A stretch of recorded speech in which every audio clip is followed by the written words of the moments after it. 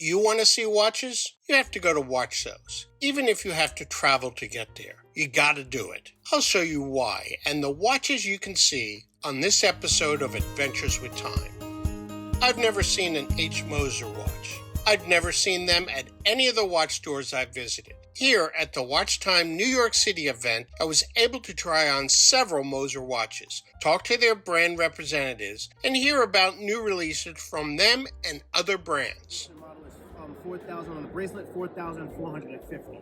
And the only difference is just the colors, right? And the color and limited edition, being limited edition. Yeah. How many? 400. Wow. That's not many. Where else can you see a display of the original Blancpain 50 Fathoms watches?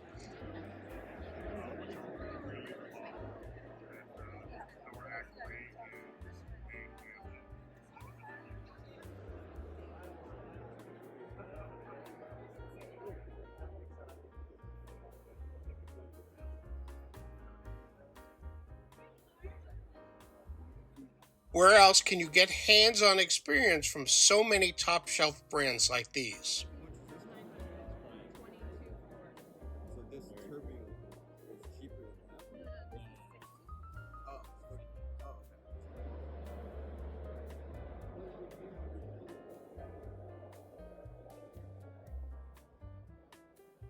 It has mechanically knurled platinum bezels. So it just gives it a softer tone than a steel bezel. Mechanically knurled? Yeah, it's not stamped. It's not like a stamped bezel. It's grooved by a machine, like like an engine turn kind of.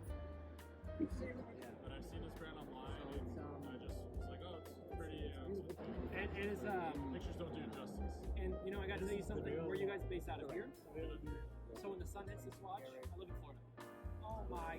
When the blue and the sunlight hits, it's.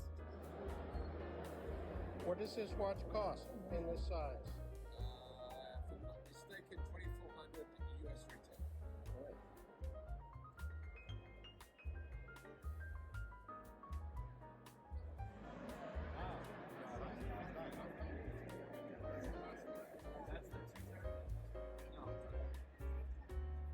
Very constant movements. So we introduced this Lucian frame movement in a blue version of Panda last year, and now we have. And small watchmakers like Roland Murphy, who refurbished my 100-year-old Patek watch.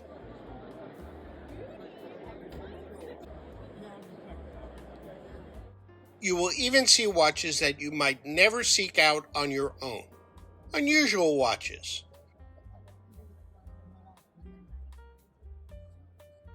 They look like little planets going around. Watches with crazy designs.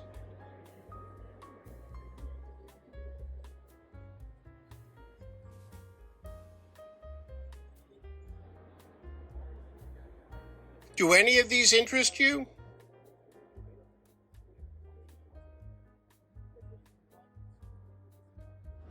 Wow.